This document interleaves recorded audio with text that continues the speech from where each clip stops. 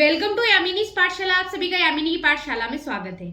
आज हम डिस्कस करेंगे अनुवासन बस्ती के बारे में कि अनुवासन बस्ती क्या होती है, अनुवासन बस्ती की परिभाषा क्या होती है, इसके अंदर कौन से द्रव्यों का प्रयोग किया जाता है, इसके पूर्व कर्म, प्रधान कर्म और पश्चात कर्म में क्या क्या कर्म किए जाते हैं, इसके अलावा इसके आगे हमें क्या नियम होते हैं, उन सब के बारे में आज हम इस वीडियो में समझेंगे। तो शुरू करते हैं आज की क्लास अनुवासन बस्ती। सबसे पहले अनुवासन बस्ती की अगर हम परिभाषा की बात करें तो अनुवासन बस्ती जो होती है वो क्या होती है, स्नेह प्रधान होती है। ठीक है, सबसे पहले ये ध्यान रखना है, अर्थात ये किससे दी जाती है, स्नेह से दी जाती है। इसमें स्निग्ध द्रव्यों का प्रयोग किया जाता है, इस कारण से इसे स्नेह बस्ती भी कहलाती है। ठीक है, इसी के साथ अपन इसकी विधि की बात करें तो विधि में क्या, इसका विधि 3 चरणों में पूर्ण होती है, पूर्व कर्म, प्रधान कर्म और पश्चात कर्म में। तो पूर्व कर्म में सबसे पहला आता है आतुर सिद्धता, अर्थात आपको रोगी को आश्वासन दिलाना होता है, रोगी को उपयुक्त वेशभूषा जो है वो चाहिए होती है। इसके अलावा रोगी को स्नेह एवं स्वेदन करा देना चाहिए और अनुवासन बस्ती से पूर्व यदि निरूप बस्ती दी गई है तो उसके नियमों का पालन करते हुए अनुवासन बस्ती का प्रयोग करना चाहिए। तो ये सभी जो चीजें आती, इसके अलावा रोगी के आयु, बल, देश अर्थात उसकी भूमि के गुणों के आधार पर अनुवासन बस्ती का प्रयोग किया जाना चाहिए। अनुवासन बस्ती की मात्रा भी आयु के अनुसार हमें निर्धारित करनी चाहिए कि अलग अलग आयु वर्ग के लिए अलग अलग अनुवासन बस्ती का प्रयोग, मतलब अनुवासन बस्ती की मात्रा का प्रयोग किया जाता है।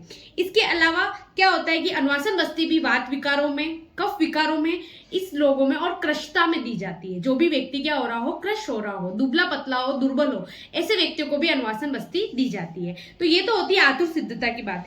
फिर आता है आहार एवं वेशभूषा की बात। तो आहार एवं वेशभूषा जो होती है, अनुवासन बस्ती जो होती है वो एक तरीके से खाने के बाद दी जाती है और इसमें वेशभूषा वही कंफर्टेबल, जो भी आपको कंफर्टेबल है उस वेशभूषा का, उस तरीके के कपड़ों का आप प्रयोग कर सकते हैं। उसके बाद आती है आवश्यक उपकरण। तो आवश्यक उपकरण में सिरिंज, कैथेटर या फिर जो बस्ती नेत्र, बस्ती पुटक, बस्ती द्रव्य, ठीक है, इस प्रकार से तौलिया, गोसपीस, इस तरीके से जो भी उपकरण आपको चाहिए वो आपको एकत्रित करने होते हैं।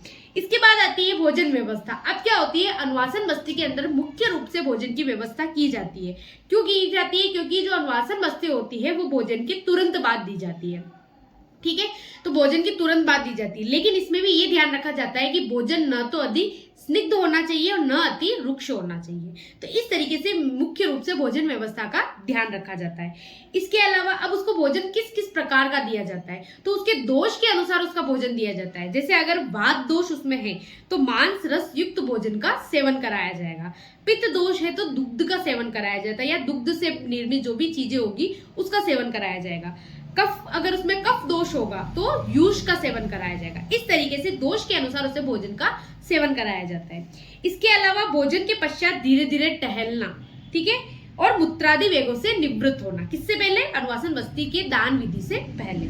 इसके अलावा अनुवासन बस्ती का प्रयोग शिशिर, हेमंत और बसंत ऋतु में दिन में कराई जाती है। निरूप बस्ती प्रातः काल कराई जाती है और अनुवासन बस्ती जो होती है वो मध्याह्न या मध्य काल में कराई जाती है। अगर बाई चांस किसी को अनुवासन बस्ती की आवश्यकता है तो ग्रीष्म, वर्षा और शरद ऋतु में रात्रि के समय पर कराई जाती है।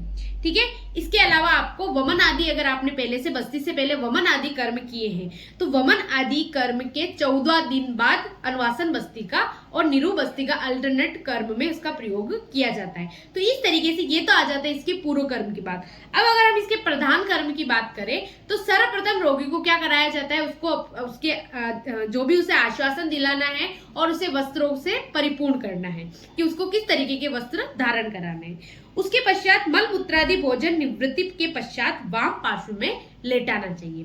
बस्ती देने की एक ही पोजीशन होती है, अगर आप गुद मार्ग में बस्ती दे रहे हैं उसकी एक पोजीशन है वाम पार्श्व में व्यक्ति को लेटाना। पैर और घुट्टे को मोड़ना चाहिए, मतलब उसका जो दाहिना पैर होगा, जो बाया पैर होगा वो तो लंबा और जो दाया पैर होगा वो घुटने से मुड़ा हुआ होगा। बस्ती नेत्र और गुदा को स्निग्ध करना, अर्थात जब आप उसके अंदर गुदा मार्ग में प्रवेश कर रहे हैं तो सर्वप्रथम गुदा को और बस्ती जो नेत्र के जो आगे वाला अग्र भाग होता है उसको तेल से या किसी भी स्निग्ध चीज से स्निग्ध कर देना चाहिए ताकि वो आसानी से प्रवेश कर सके। बस्ती देने के बाद 100 गिनती तक रुकना चाहिए। ठीक है, अब बस्ती आपने दे दी, बस्ती देने के बाद 100 गिनती तक लगभग 60 सेकंड या 1 मिनट तक रुकना चाहिए।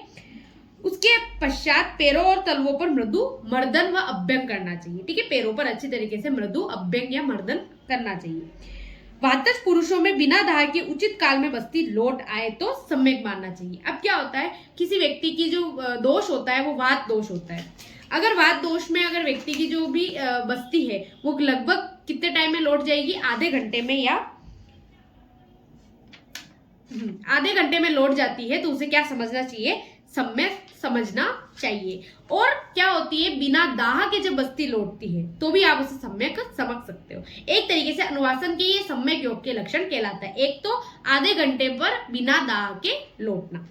फिर आता है इसका पश्चात कर्म, अर्थात अनुवासन बस्ती के पश्चात कर्म, अर्थात अनुवासन बस्ती का बस्ती प्रत्यागमन किस टाइम में होता है, तो लगभग 9 घंटे, अर्थात अनुवासन बस्ती का जो प्रत्यागमन होता है वो कितने घंटे का होता है, 9 घंटे का होता है। जिस तरीके से निरूप बस्ती का 45 मिनट होता है, उस तरीके से अनुवासन बस्ती का 9 घंटे होता है। क्यों होता है, क्योंकि अनुवासन बस्ती जो होती है वो स्नेह निर्मित होती है या स्नेह से दी जाती है, या उसमें स्नेह द्रव्य का प्रयोग किया जाता है, जिसके कारण वो शरीर में जाकर अपना संपूर्ण कार्य करती है। शरीर में जो भी अवयव है उनको स्निग्ध करती है और अपने कार्य करने में उसे 9 घंटे लगते हैं। अर्थात बस्ती प्रत्यागमन का काल कितना होता है, 9 घंटे होता है।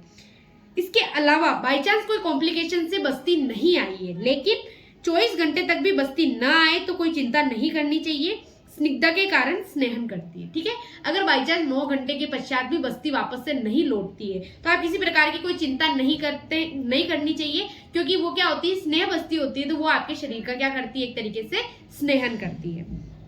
इसके अलावा आपको अनुवासन बस्ती के पश्चात कौन से पथ्य आहार विहार का ध्यान रखना चाहिए, तो सबसे पहले तो क्या करना चाहिए, अनुवासन बस्ती लेने मतलब अनुवासन बस्ती दान विधि के पश्चात एक काल तक तो आपको उपवास करना चाहिए। दूसरे दिन मनोनुकूल हल्के भोजन का सेवन करना चाहिए, और जितने दिन बस्ती दी जाती है उतने दुगने दिन तक आपको बस्ती का क्या करने होते हैं, उसके नियमों का परहेज या पालना करनी होती है। तो इस तरीके से अनुवासन बस्ती के पूर्व कर्म, प्रधान कर्म और पश्चात कर्म को हमने इस तरीके से समझा। इसी के साथ इस वीडियो को हम यही खत्म करते हैं। मिलते हैं एक नई वीडियो के साथ, एक नई टॉपिक के साथ। आप मेरे चैनल पर नए हैं तो मेरे चैनल को सब्सक्राइब कीजिएगा। Thank you so much for watching. धन्यवाद।